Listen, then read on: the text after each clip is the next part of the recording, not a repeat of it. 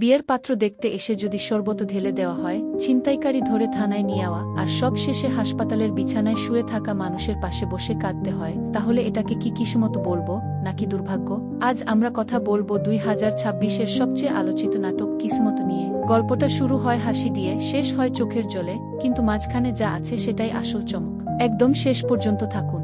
গল্পের পর্দা ওঠে একটা বিয়ে দেখানোর দৃশ্য দিয়ে। মা মেয়েকে শাড়ি পরাচ্ছেন, ঘরে উৎকণ্ঠার আবহ। পাত্রপক্ষ গলির মুখে এসে পড়েছে। মেয়েটার নাম মেঘা। সে কিন্তু একটুও ঘাবড়ায়নি, বরং মায়ের তাড়াহুড়া নিয়ে মৃদু মস্করা করতে করতে ঘরে ঢোকে। কিন্তু মুশকিল বাধল ঠিক সেখানেই। ড্রয়িং রুমে ঢুকতে গিয়ে মেঘার হাত থেকে শরবতের গ্লাস পড়ে গেল, সেটাও সোজা পাত্রের গায়ে। মুহূর্তের মধ্যে পরিবেশ থমথমে। তবে ওই তরুণ ছেলেটা, যার নাম পরে জানা যাবে ফাহাদ, বিশ্বাসটাকে একটু কড়াভাবে নিল না। একটু পরেই সন্ধ্যার অন্ধকারে মেঘা একা আটকে পড়ল। ফোন নেই, পথ চেনা নেই। ঠিক তখনই পাশ থেকে কেউ একজন, মেঘার ভাষায়, একটু জেন্টলম্যান হওয়ার চেষ্টা করুন, সেই অনুরোধে সাড়া দিয়ে এগিয়ে এল। রাস্তায় ছিনতাইকারীর মুখোমুখি হওয়া, থানায় যাওয়া, গাড়ি বিকল হওয়া, একের পর এক ঝামেলা রাতটা কাটল দুজনের। অথচ দুজন পরস্পরের কাছে প্রায় অপরিচিত।